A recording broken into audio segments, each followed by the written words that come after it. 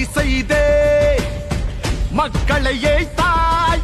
நீங்க மக்களுக்கு தந்த வாக்குறுதி செஞ்ச சத்தியம் என்பதை தெரிஞ்சுக்குங்க. 505 சத்தியத்தில் வெறும் 66 தான் செஞ்சிருக்க. ஆசை காட்டியே ஏமாத்துற உங்க ஆட்சி லட்சணம் தெரிஞ்சிருச்சே. காசை காட்டி மக்கள் கால புடிச்ச உங்க கபட நாடகம் கலைஞ்சிருச்சே. 8 கோடி மக்கள் வாழ்வ நடுத்தருவில் நிறுத்தி புட்ட.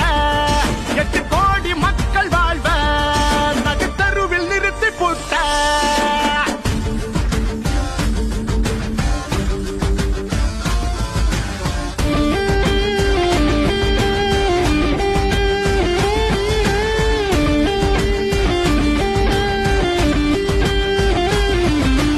உழவர் நலன், மீனவர் நலன், நெசவாளர் நலன், தொழிலாளர் நலன், மாணவர் நலன் என எல்லார் நலனுக்கும் பாடுபடுவேனும் வாக்குறுதி கொடுத்துட்டு உங்க குடும்பத்துக்கு மட்டுமே பாடுபடுறீங்களே. இதுதான் திராவிட மாடலா? நீ நாட்டை காக்க மறந்து புட்டு நோட்டை சேர்த்து குவிச்சு புட்ட. குறுக்கு வழியில் திட்டம் போட்டு பொய்யா ஜெயிச்ச.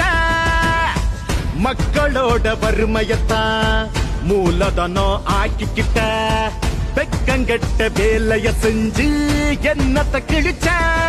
5 பவுனு அடகு நகை நீ திருப்பி தாரோம்ன. விவசாய கடனெல்லாம் நீ தள்ளுபடி செய்யறோம்ன. நீங்க சொன்னத செய்யல உங்க வேஷம் கலைஞ்சு போச்சு.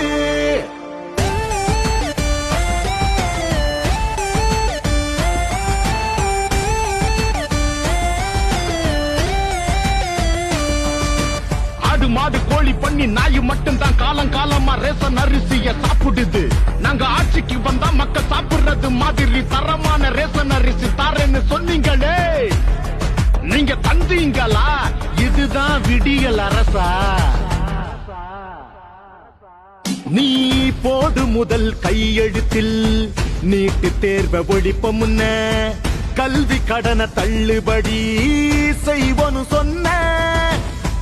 5 லட்சம் அரசு பணி தருவோன்னு பொய் சொன்ன. 50 லட்சம் தனியார் வேலை தந்தியா என்ன? 100 நாள் வேலைய 150 ஆக்குறன. பழைய ஓய்வு ஊதியத்தை அரசு ஊழியருக்கு தாரோம் முன்ன. ஓ பொய்க்கெல்லாம் தீர்வதா வரும் தேர்தல் முடிவு சொல்லும்.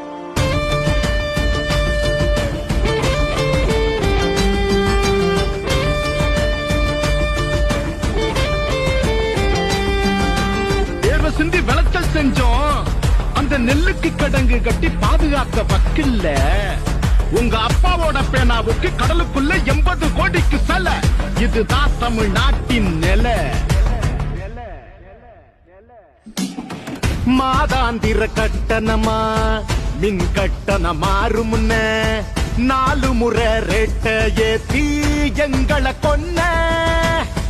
குடும்ப தலைவி எல்லாருக்கும் மாதம் 1000 தாரம்.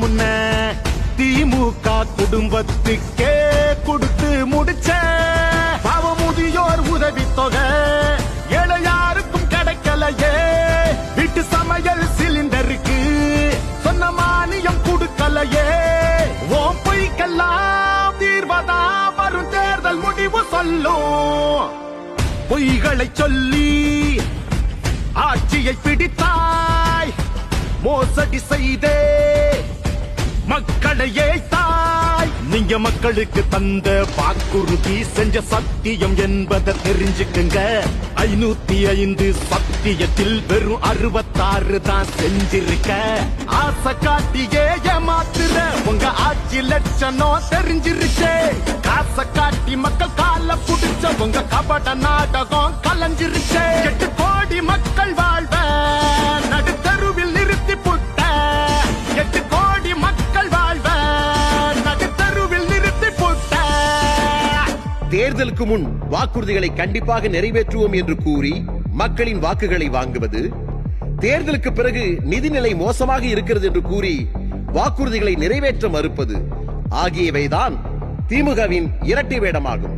திராவிட முன்னேற்ற கழகத்தின் இந்த இரட்டை வேடத்திற்கும் நம்பிக்கை துரோகத்திற்கும் 2026ஆம் ஆண்டில் நடைபெறவுள்ள சட்டப்பேரவை தேர்தலில் மக்கள் சரியான பாடம் புகட்டுவார்கள். திமுக அரசை அகற்றி எதிர்க்கட்சியாகும் வாய்ப்பை கூட பொதுமக்கள் வழங்க மாட்டார்கள் என்பதுதான் உறுதியாகிறது.